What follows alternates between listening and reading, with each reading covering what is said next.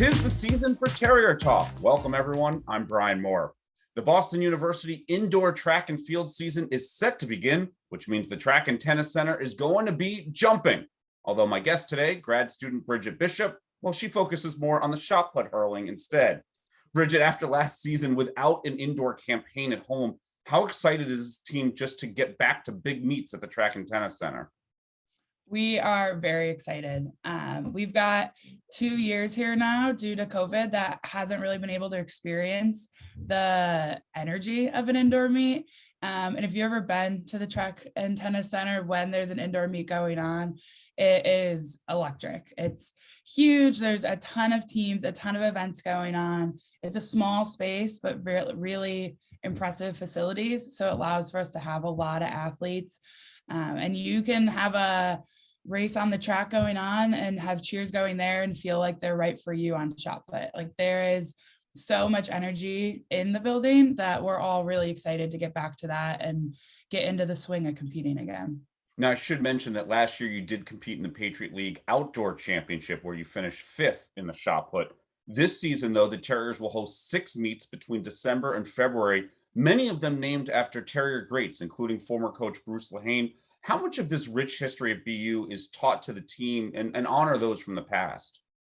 A lot of it. So I was lucky where I had met Bruce, but he was never the coach at the same time I was there. But I had a lot of friends and athletes who were coached by him, who looked up to him, who had such a connection to him. Another year, I believe my junior year, we got to speak with David Hemry. He came to the team. And then the year, I believe it was Sharon Collier got, the meet got named after her. She was at our meet and was able to speak with the team. So we've actually had a lot of connection with the people who are around, who these meets were named after. They've left such a mark and a legacy on the team. Also in the track, we have 4 large posters that have images of them and everything they've done.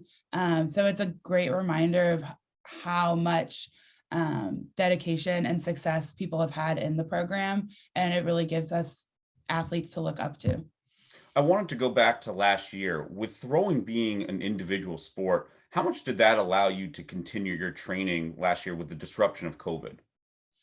Yeah, it definitely helped. So I went back home in the Midwest where I spent a lot of time outdoors throwing. I was lucky to be on campus before we got sent home. So I was able to bring implements home. So while shot and hammer, disc, they're all individual sports, but they require a lot of equipment. So it was easy to get there. Sometimes it was harder to find what I needed. So we had to get creative with a lot of workouts. Some involved like pushing a car. That one was pretty fun. And I didn't have a barbell, so I would use like salt pellet bags on my back. So it was nice to have some shot puts and be able to vary weight a little bit, but a lot of it came up to what was in the house, what you could get at Home Depot, how to make it work. And just to confirm, the pushing of the car had nothing to do with the outside elements of the snow and needing to move the car out. No, it was a way to get some type of load when we didn't have access to a weight room. That was the goal there. Lastly, a curiosity question. I know you played 3 years of high school basketball. How much does the footwork in basketball relate to shot put and vice versa? Yeah, I would say one of the biggest things in shot put is having coordination. So any activity that has coordination is really helpful. I always put a lot of my success on having done 2 sports because it kind of gave me that variability where I'm not just throwing, where it can be, you can get big numbers when you just throw, but I've always felt my like athletic ability really stemmed from doing so many sports when I was younger. So yeah, I love basketball. Basketball is actually my like number 1 sport most of my life. And then in high school, something clicked with shot put and it has gotten me here.